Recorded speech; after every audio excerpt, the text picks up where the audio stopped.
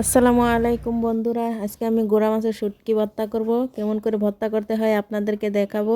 আমি যেভাবে শুটকি ভর্তাটা করব আপনারা দেখতে থাকেন। এরকমভাবে শুটকি ভর্তা করে গরম গরম ভাতের সাথে খাইয়ে নেবেন, দেখবেন কত স্বাদ লাগে, স্বাদটা জিভে লেগেই থাকবে। আমি কীরকমভাবে শুটকি ভর্তাটা করব আপনারা দেখতে থাকেন।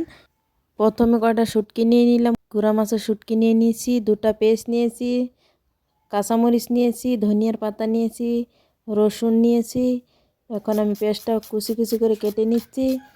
এখন আমার শুটকিটা ভাজা হয়ে গেছে, এখন নামিয়ে নিব। এখন ভালো করে কাঁচামরিচটা ভেজে নিব। এখন কাঁচামরিচগুলো ভাজা হয়ে গেছে, নামিয়ে নিব। এখন আমি পেঁয়াজ ভেজে নিব। পেঁয়াজ ভাজা হয়ে গেছে, এখন পেঁয়াজটা নামিয়ে নিলাম। রসুন ভেজে নিব, ভাজা হয়ে গেছে, এখন নামিয়ে নিব। প্রথমে ভাজা মরিচগুলো পাটায় নিয়ে নিলাম। স্বাদ পরিমাণ নিমখ দিয়ে দিচ্ছি, নিমখ দিয়ে এখন বেটে নিচ্ছি। ভালো করে বেটে নিচ্ছি। যেরকম ঝাল খাইতে পছন্দ করেন সেরকম ঝাল দিবেন। ভেজে রাখা পেঁয়াজগুলো রসুনগুলো দিয়ে দিচ্ছি, দিয়ে আবার বেটে নিচ্ছি। পেঁয়াজ রসুন এখন বাটা হয়ে গেছে আমার।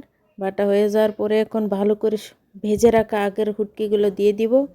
হুটকিগুলো দিয়ে এখন ভালো করে বেটে নিব।